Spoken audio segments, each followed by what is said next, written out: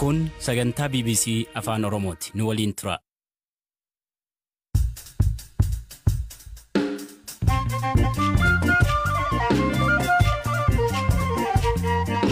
Ashama akkam jirtu hordoftoota keenya sagantaan keenya jimaataa eegalamee jira. Qophii keenyaarraan mootummaan Itoophiyaa himannaa USAID fi Human Rights Watchiif deebii kenne. Naannoo Amaaraa magaalaa Dabra-Taaboritti humnootni TPLF haleellaa meeshaa waraanaa guddaan raawwatan jedhameen namootni nagaa ajjeefamu.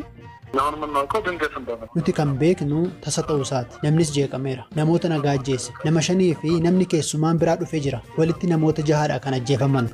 Barreessaan olaanaa dhaabbata mootummoota gamtoomanii Itoophiyaa keessatti waraanni dhaabatee mariin akka gaggeeffamu gaafachuu fi manni murtii galmee Jeneraal Tsaadiqaan jalatti kanneen himataman akka qabamanii dhiyaatan ajajuu isinitti himna. Angalaanaa Balaay nu waliin tura.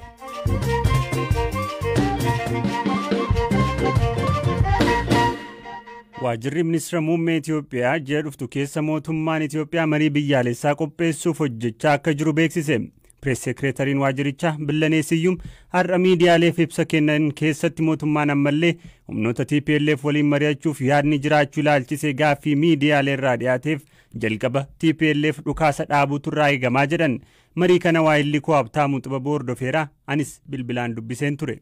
Galaana dhimmi gargaarsa namoomaa keessattuu lammiilee naannoo Tigraay keessatti argamaniif taasifamu dhimma ibsa har'aarratti keessaa isa tokko ture. Isaanis keessattuu hanga guyyaa kaleessaa yookaan hagayya 19/2021tti konkolaataawwan gargaarsa namoomaa fe'an 318 naannoo Tigraay magaalaa Maqalee gahuu isaaniiti kan isaan himanii. Gama biraatiin gargaarsa namoomaa wajjin wal qabatee keessattuu namoonni naannoo Amaaraa fi Affaar keessatti sababa haleellaa humnootii TPLF'n buqqaan 300 ol ta'an akka jiran dubbataniiru. Namoota kunneeniifis mootummaan Itoophiyaa dhaabbata mootummoota gamtoomanitti sagantaa nyaata addunyaa yookaan immoo WFP waliin ta'uudhaan gargaarsa gochaa akka jiranidha kan dubbatan. Deeggarsa namoomaa miidhamtootaaf dhiyeessuu keessatti dhaabbilee idil-addunyaa hiree qaban keessaa tokko USAID hooggantuun dhaabbatichaa mootummaan Itoophiyaa deeggarsi namoomaa naannoo Tigraayiif akka hin qaqqabne gama garaagaraan danqaa gochaa jira ibsa jedhu baasanii turani. Billaneen dhimma kanaaf deebii laataniiru.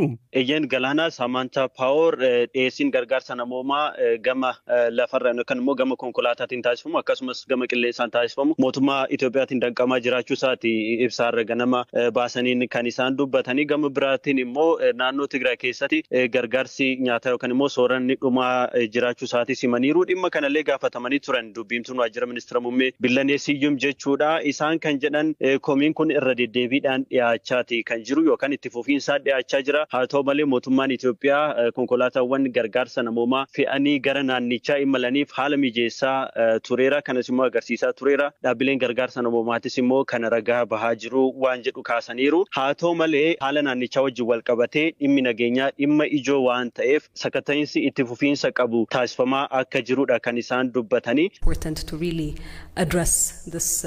Komiin kun deddeebiin ka'a. Deebii itti kennuun ni barbaachisa. Haasa'aan kun sirrii miti. Nageenyi hunda dura kan dursa kennamuufidha. Kun mariif hin dhiyaatu. Bakka rakkoon jirudha. Kanaan wal qabatee sakatta'uu fi adeemsi mootummaan lafa kaa'ee jira. Qaamni kamuu naannoo sana galuu barbaadu qajeelfamawwan kaa'aman kabajuu qaba.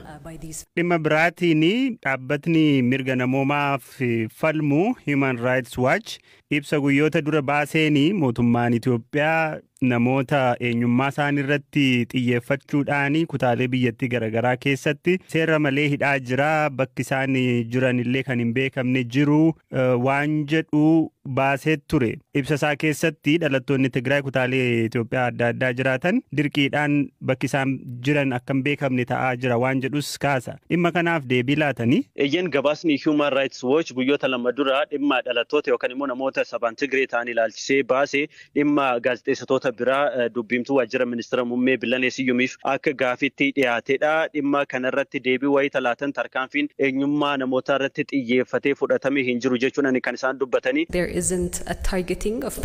Kutaa hawaasaa eenyummaa isaanii irratti hundaa'uun fo'anii miidhuun hin jiru. Duulli farra shororkeessummaa gama nageenyaan itti fufeera. Tarkaanfiin kun kanneen TPLF'if odeeffannoo kennan ergamtoota isaanii fi kanneen maallaqaan deeggaran irratti fudhatamaa jira. Gochaan kun dhalattoota Tigraay qofa osoo hin taane dhalattoota saboota biroos ni dabalata. Kanaaf poolisii federaalaan seeratti dhiyaachaa jiru. Gama poolisii federaalaatiin jechuudha. Namoonni to'annoo jala oolan akka jiranis guyyaa kaleessaa poolisiin federaalaa beeksisuun isaa ni yaadatama. Habtaamuu Xibabuu Finfinnee irraa gabaasa nuun geesseef sin galateeffadha. Atillee galatoome.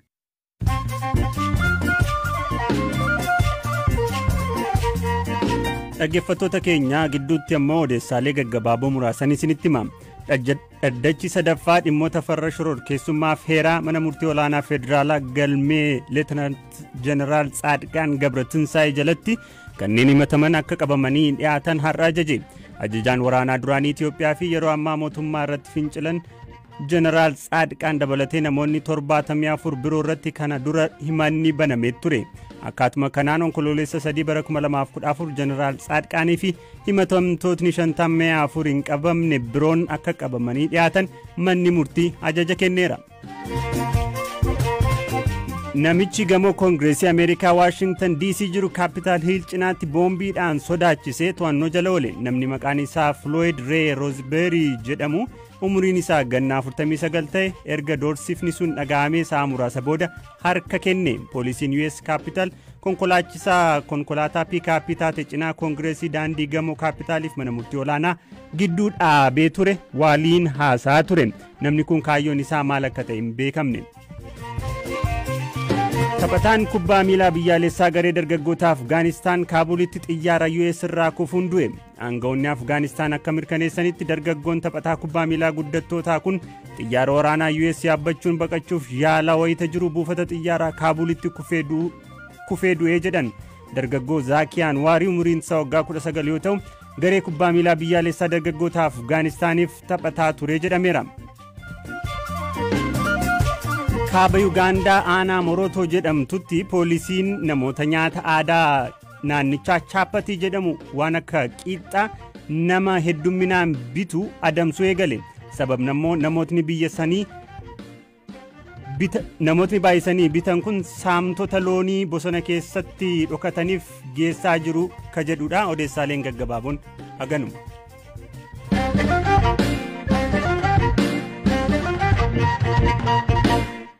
Naannoo Amaaraa godina Gondar Kibbaa magaalaa Dabra Taaboor keessatti haleellaa meeshaa waraanaa guddaan gaggeeffameen miseensi maatii tokko keessaa namni 5 ajjeefamuun himame. Bulchaa godinichaa kataan obbo Qalamawarq Mihirate kamisa waaree booda meeshaa waraanaa guddaa garee finciltootaa TPLF irraa dhukaafameen lubbuun namoota nagaa 5 yoo darbu daa'imni tokko dabalatee namootni 2 madaa'uu BBC'tti himaniiru. በዛሬው ዕለት ግን ቡድኑ ደብረ ታቦርን ለማጥፋት Gareen kun har'a Dabra Taaboriin balleessuuf, Dabra Taaboriin miidhuuf, namoota nagaa miidhuuf fedha qaburraa ka'ee meeshaalee waraanaa gurguddaa gara magaalaa Dabra Taaboritti dhukaasuun namoota nagaa ajjeese karaa seerri idil-addunyaa hin eeyyamneen namoonni nagaa aarsaa lubbuu akka kaffalan godheera. Humni kun gocha kana raawwachuu isaatiin uummatni miira jeequmsaa keessa akka galu ta'eera. Uummanni naasuu keessa galeera. Lammiilee nagaan xiyyeeffannoo haleellaawwan meeshaa waraanaa gurguddoo ta'an yeroo du'an yeroo argu uummanni nahuun kan nama dinqu miti. Uummanni manaa bahee of baraaruuf socho'aa ture. Booda karaa adda addaan hojiin uummata tasgabbeessuu hojjetame bakka jiranitti akka deebi'an gochuuf yaalameera. Xiyyeeffannoon haleellaawwan kanaa hospitaalota kan biraan bakka baankiiwwan jiran naannoo ganda duwwaa tokkooti. Tokko naannoo ganda duwwaa tokkoo mana jireenyaa lammiilee nagaarra qubate. Namoonni baay'een miidhaan irra gaheera. Mana isaanii keessa ka turan lubbuun isaanii darbeera. Ragaa hanga ammaa qabnuun miseensi maatii haga 5 ta'an lubbuun isaanii darbeera. Jiraataan magaalaa Dabra Taaboor obbo Xigaabuu Taammiruu dhukaasni meeshaalee gurguddaa 4 magaalicha irratti raawwatamuu dhagahuu BBC'tti himanii namni balaa kanaan du'e 6dha jedhu. Bakka ani jiru irraa fageenya kiiloomeetira 1 irratti sana dura sagaleen dhukaasaa meeshaa waraanaa guddaa ture. Akka tasaa baanee yeroo laallu sagalee guddaatu ture. Ani ijaan argeera. Awwaara guddaatu ture. Naannoo madaanalamii jalaa bahee halaalarra argine. Har'a Dabra Taaboritti ayyaanni Dabra Taaborii Yesuus ni kabajama. Haleellaan kan raawwatame tilmaamaan gara sa'aatii 5ti. Sana dura haalli ture callisaadha. Nuti ayyaana Dabra Taaborii Yesuus kabajuutu ture. Qarreera jechuudha. Fageenyarraa sagaleen meeshaa gurguddaa ni dhaga'ama. Wanti biraan hin turre tasa dhufe. Nuti kan beeknu tasa ta'uusaati. Namnis jeeqameera. Namoota nagaa ajjeese. Nama 5 fi namni keessumaan biraa dhufee jira. Walitti namoota 6 kan ajjeefaman miseensota maatii tokkooti. Ergasii jiraattonni rifataniiru. Namni nagaan akka ajjeefamu barraan namni jeeqamee ture. Ta'us ergasii amma tasgabbaa'aa jira. Haleellaan kun kan raawwate naannoo Bataskaana Madaanaalamii jedhamuttidha. Magaalaa Dabra Taabor keessatti fageenyaatii sagaleen dhukaasaa ni dhaga'ama.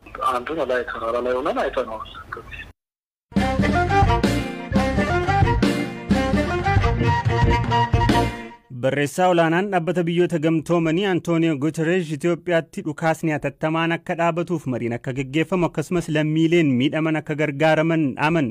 Hooggantuun USAID ammoo mootummaan Itoophiyaa deeggarsi namoomaa naannoo Tigraay akka hin galle dhorkaa jira jechuun himatan. Sagantaan nyaataa addunyaas gargaarsa lammiileef kennuu irratti yaaddoo qabu ibseera. Hamzaa Hussein dabalee isinitti hima. Barreessaa olaanaan dhaabbata biyyoota gamtoomanii Antooniyoo Guuterees Itoophiyaatti nagaan akka bu'uuf dhukaasni hatattamaan dhaabbate waldhabdeen jiru marii siyaasaan akka furamuuf waamicha taasisan. Guuterees haalli gargaarsa namoomaa Itoophiyaa keessa jiru haalaan hamaa akka ta'e ibsuun dhiyeessiin deeggarsa namoomaa danqamuu akka hin qabnee fi tajaajilli uummataa irra deebiin jalqabuu akka qabu gaafatan. Mariin siyaasaa biyyattii keessatti gaggeeffamu kun sababoota waldhabdichaa kan adda baasuu fi hiikuu akka ta'us dhaamaniiru. Humanitarian conditions are hellish. Millions of people are in need. Haalli gargaarsa namoomaa yeroo ammaa Itoophiyaa keessa jiru akkaan hamaadha. Miiliyoononni rakkatanii harka namaa eeggatu. Misoomawwan bu'uuraa barbadaa'aniiru. Keessattuu dhiibbaan dubartoota ragaa jiru kan ibsuuf namatti ulfaatudha. Babal'achuu waraanaa ammoo namoonni hedduun akka hubaman godhaa jira. Yeroo kanatti furmaanni humna waraanaan dhufuu kan jirre hubachuun barbaachisaadha. Tokkummaa Itoophiyaa cimsuun naannoo sanaa fi darbees akka Afrikaa fi addunyaatti murteessaa ta'uu hubachuuf feesisa. Qabxiilee 3 jala muree dubbachuu fedha. Tokkoffaa qaamoleen hunduu hatattamaan dhukaasa dhaabuu qabu. Lammaffaa deeggarsi namoomaa kamuu gufuu tokko malee lammiilee rakkatan qaqqabuu qabu. Tajaajilli lammiilee fi misoomawwan bu'uuraas bakka itti deebi'uu qabu. Sadaffaa mariin siyaasaa dhimma lammiilee Itoophiyaa hundi keessatti hammatame gaggeeffamuu qaba. Haala kanaan furmaanni Itoophiyaaf argamuu danda'a. Direct the best way to peace. UN dhaabbilee biroo akka gamtaa Afrikaa fi dhaabbilee gargaarsaa idil addunyaa biroo waliin ta'uun lammiilee Itoophiyaa deeggaruuf akka hojjetus himaniiru. Hooggantuun dhaabbata gargaarsa Ameerikaa USAID Samantha Power gama isaaniin nyaanni hojjettoonni gargaarsaa naannoo Tigraayitti namoota barbaachisuuf raabsan of harkaa qaban torban kana keessa dhumachuuf jira jechuun ibsaniiru. Hir'inni kun sababii nyaanni raabsamu dhabameef osoo hin taane mootummaan Itoophiyaa daandiiwwan lafaa fi qilleensaa ittiin seenamu danquu isaatiin jedhu hooggantuun kun.